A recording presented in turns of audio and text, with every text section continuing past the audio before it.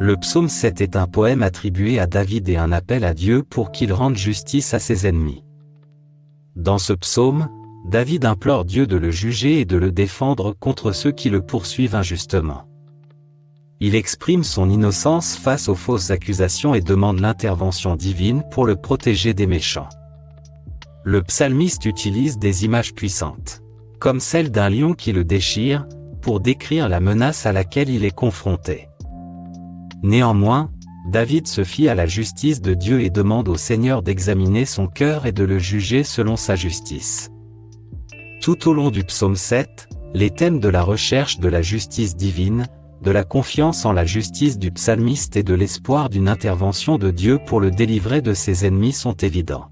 Ce psaume reflète la relation intime entre le psalmiste et Dieu, où il s'en remet à la justice et à la sollicitude divine dans l'adversité.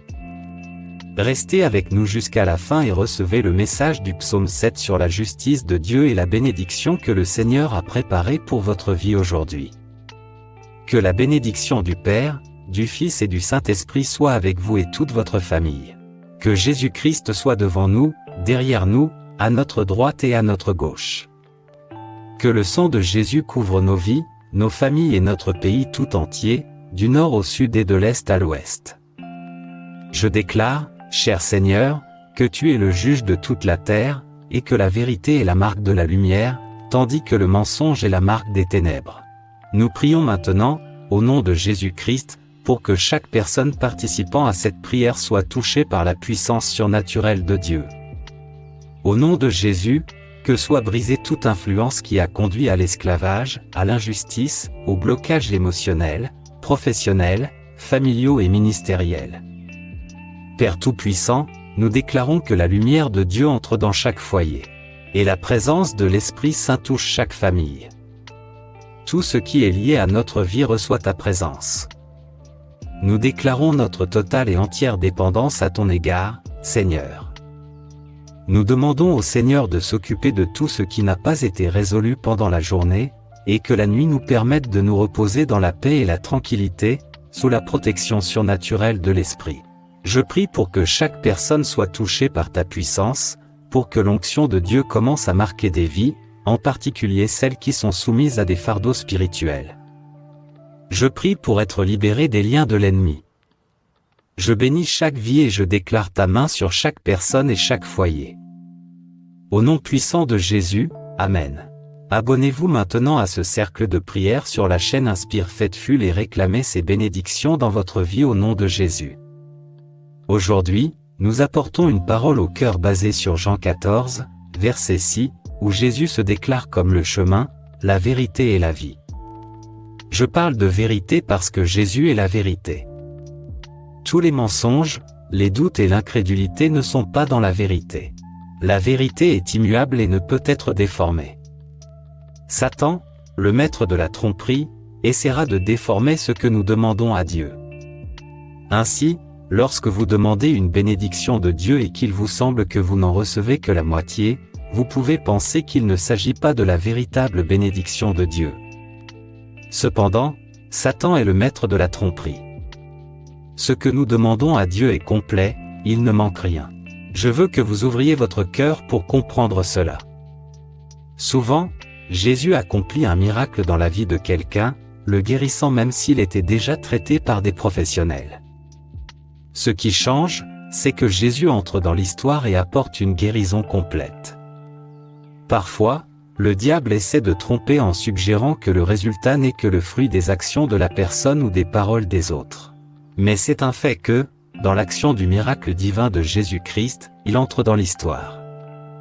L'ennemi essaie toujours, d'une manière ou d'une autre, de tromper les gens, en apportant une autre perspective, en générant le doute, l'interrogation, en implantant des pensées négatives. Je tiens à dire que les faits sont les faits et qu'ils ne peuvent être modifiés. Jésus-Christ agit en pleine lumière, sans mensonge, sans dissimulation, sans générer de doute. Les doutes qui dérangent ne viennent pas de Dieu, car en lui il n'y a pas l'ombre d'une variation. Lorsque vous demandez quelque chose à Dieu, sachez qu'il vous donnera exactement ce que vous avez demandé. Parfois, il peut donner quelque chose de mieux, mais jamais moins que ce que vous avez demandé. Cela doit être fermement établi en nous.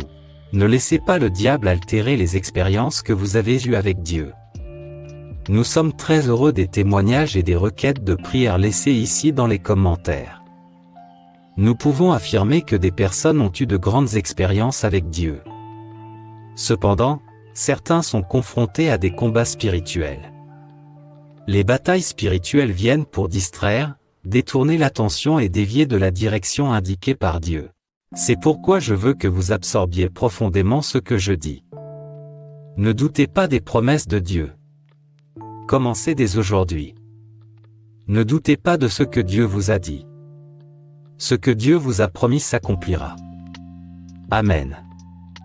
Restez ferme dans la foi pendant que vous grandissez spirituellement, en avançant en Dieu. Lorsque Dieu nous donne quelque chose, cela ne se détache pas de nous. On peut essayer de s'en détourner ou de lutter contre elle, mais elle demeure en nous. Même si l'on veut se détourner de la foi ou abandonner les choses de Dieu, ce que Dieu a fait et promis demeure. Tous les témoignages et expériences, c'est-à-dire ces vérités, sont des souvenirs inoubliables. Aucune maladie, aucun mal ne peut effacer une expérience avec Dieu, car les vérités sont immuables ici-bas. C'est donc la vision de Dieu pour que vous ne soyez pas trompés par les mensonges du diable. N'oubliez pas les promesses de Dieu dans votre vie. Aujourd'hui, le Seigneur envoie un message à quelqu'un qui est ici, à quelqu'un qui veillera au petit matin, à quelqu'un qui partagera cette prière. Je ne sais pas qui vous êtes, mais je sais que cette parole touchera des cœurs et des destins. Il se peut que des personnes soient distraites ou pensent que ce qui a été promis ne se produira plus, que Dieu a menti, qu'il a fait une erreur ou qu'il a échoué. Mais ce ministère est la preuve vivante que Dieu parle, qu'il apporte des vérités dans nos vies. Nous sommes venus en tant que messagers du Seigneur pour vous dire, croyez, mes bien-aimés, croyez, mes bien-aimés, au nom de Jésus-Christ. C'est la parole du Seigneur. S'il a promis de sauver toute votre famille, croyez qu'il la sauvera. S'il a promis de changer la vie de votre mari, de votre enfant, croyez, car c'est ce qu'il fera. Ne laissez pas le diable vous mentir. Ne le laissez pas vous dire que les promesses de Dieu ne se réaliseront pas. Elles se réaliseront. Croyez. Peut-être que Dieu vous a donné un rêve, et dans ce rêve, il vous a donné une direction. Si vous traversez un moment de doute sur le fait de croire ou de vous reposer en Dieu, je vous dis de vous reposer en Dieu. Vous le louerez quand même pour cette promesse qui se réalisera dans votre vie. Je laisse cette instruction, cette parole, à votre cœur. À Dieu, tout honneur, toute gloire et toute louange.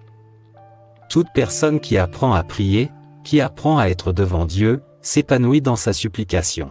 Peut-être que vous, qui êtes ici pour la première fois, n'avez pas encore fait l'expérience du Seigneur, mais vous la ferez.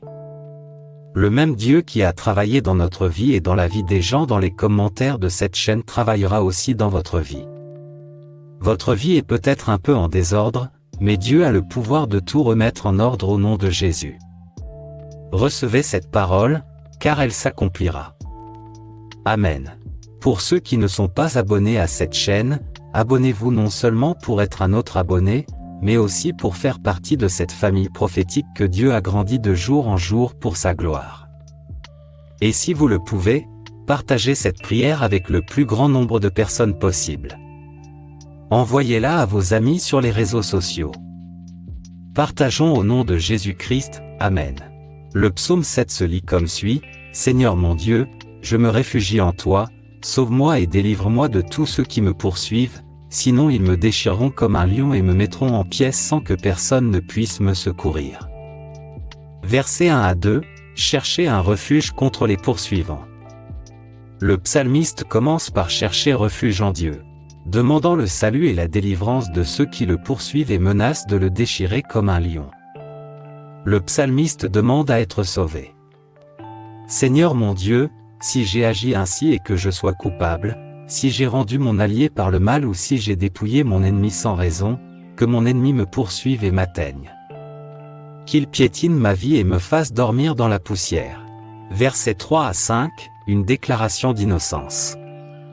Le psalmiste affirme son innocence et invite Dieu à le juger. S'il est coupable, il est prêt à en assumer les conséquences, mais s'il est accusé à tort, il demande à être protégé de ses ennemis et à ce que la justice l'emporte. Lève-toi, Seigneur, dans ta colère, lève-toi contre la rage de mes ennemis. Mon Dieu, décrète la justice. Que les peuples s'assemblent autour de toi, et que tu sois assis sur eux dans les hauteurs. Que le Seigneur juge les peuples. Fais-moi droit, Seigneur, selon ma justice, selon mon intégrité, au Très-Haut. Fais cesser la violence des méchants, et rassure les justes, toi, le Dieu juste qui sonde les esprits et les cœurs. Versets 6 à 9, un appel à l'intervention divine. Le psalmiste implore Dieu de se lever avec colère contre les ennemis, de décréter la justice et de juger les peuples. Il fait appel à la justice et à l'intégrité de Dieu, demandant la fin de la violence des méchants et la sécurité des justes. Mon bouclier est le Dieu Très-Haut, qui sauve les cœurs droits. Dieu est un juge juste, un Dieu qui manifeste chaque jour sa colère. S'il ne faiblit pas, il affûte son épée, il bande et tend son arc. Il a préparé ses armes meurtrières, il prépare ses flèches enflammées. Verset 13 Confiance en Dieu, le juste juge. Le psalmiste exprime sa confiance en Dieu comme bouclier pour les cœurs droits. Il reconnaît que Dieu est un juge juste qui manifeste sa colère contre le mal. Il y a une description vivante de la préparation de Dieu pour le jugement avec des armes comme une épée aiguisée et des flèches enflammées. Celui qui est enceinte du mal conçoit le trouble et donne naissance à la désillusion. Celui qui creuse un trou et le ramasse tombe dans la fosse qu'il a creusée. Le mal qu'ils causent retombe sur eux. Leur violence retombe sur leur tête. Versets 14 à 16 Conséquences pour les méchants. Le psalmiste décrit les conséquences négatives qui attendent les méchants. Les mauvaises actions sont comparées à une grossesse et à l'accouchement d'une désillusion. Le mal qu'ils causent se retournera contre eux, et leur violence retombera sur leur tête. Je rendrai grâce à l'Éternel pour sa justice. Je chanterai le nom du Seigneur Très-Haut. Verset 17 Reconnaissance pour la justice de Dieu. Le psaume se termine par une expression de gratitude envers le Seigneur pour sa justice. Le psalmiste s'engage à rendre grâce et à chanter le nom du Seigneur Très-Haut, reconnaissant la justice et la bonté de Dieu. La parole qui est annoncée aujourd'hui sera d'une grande aide pour de nombreuses personnes. Cette parole sera un tournant. Il est certain que Dieu parle à de nombreuses personnes et que ce message doit être partagé. Permettez-moi maintenant de prier pour votre vie et de vous bénir au nom de Jésus. Seigneur Dieu et Père, je reconnais, ô Dieu, que les promesses du Seigneur ne manqueront jamais. Aujourd'hui, la parole est que le Seigneur apportera la justice à ceux qui ont reçu des promesses de Dieu. La justice du Seigneur fera bouger ces promesses qui s'accompliront en temps voulu. Mais en ce moment, le Seigneur accélère l'accomplissement de beaucoup d'entre elles. Au nom de Jésus-Christ, je déclare que, le Seigneur étant à l'œuvre, personne ne peut l'arrêter, personne ne peut l'entraver.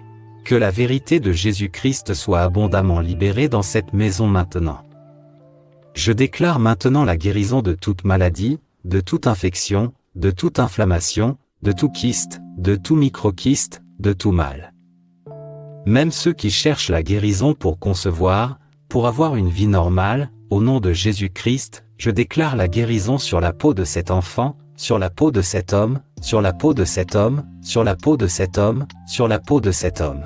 Je prie maintenant, Seigneur, pour que le cancer s'abandonne à Jésus-Christ et que toutes les cellules cancéreuses disparaissent, pour que cette fièvre continue dans la vie de cette personne disparaisse, pour les problèmes dans les reins, le foie, les ovaires, au nom de Jésus, une guérison totale et complète. Je déclare la santé dans la vie de cette personne, dans la santé de son corps physique, dans la santé de leur bien-être émotionnel. Jésus-Christ est celui qui a tout le pouvoir. Recevez la puissance de Dieu maintenant, en cet instant. Laissez-vous toucher par son surnaturel, et que toute anxiété disparaisse, que toute détresse disparaisse, et que tout ce que Satan a implanté en vous par opposition soit brisé et défait dans la puissance et l'autorité de Jésus-Christ, notre Seigneur et Sauveur. Je déclare, mon Père, que la main du Seigneur est sur cette maison. Amen et Amen. Dites avec moi, gloire à Dieu, car des miracles se produisent lorsque nous prions. Prions maintenant ensemble la prière que notre Seigneur a enseignée aux États-Unis. Notre Père, qui es aux cieux, que ton nom soit sanctifié. Que ton règne vienne, que ta volonté soit faite sur la terre comme au ciel. Donne-nous aujourd'hui notre pain quotidien, remets-nous nos dettes comme nous les remettons à nos débiteurs, ne nous soumets pas à la tentation, mais délivre-nous du mal. Car c'est à toi qu'appartiennent le règne, la puissance et la gloire pour les siècles des siècles. Amen. Allez en paix, soyez avec Dieu, et merci beaucoup d'être resté avec nous ici sur Inspire Faithful jusqu'à la fin. N'oubliez pas de vous abonner à notre chaîne. Aimez la vidéo et partagez-la avec quelqu'un qui vous est cher. Que Dieu vous garde, que le Seigneur vous protège, et que la vérité demeure toujours dans votre vie, au nom puissant du Seigneur Jésus-Christ. Amen.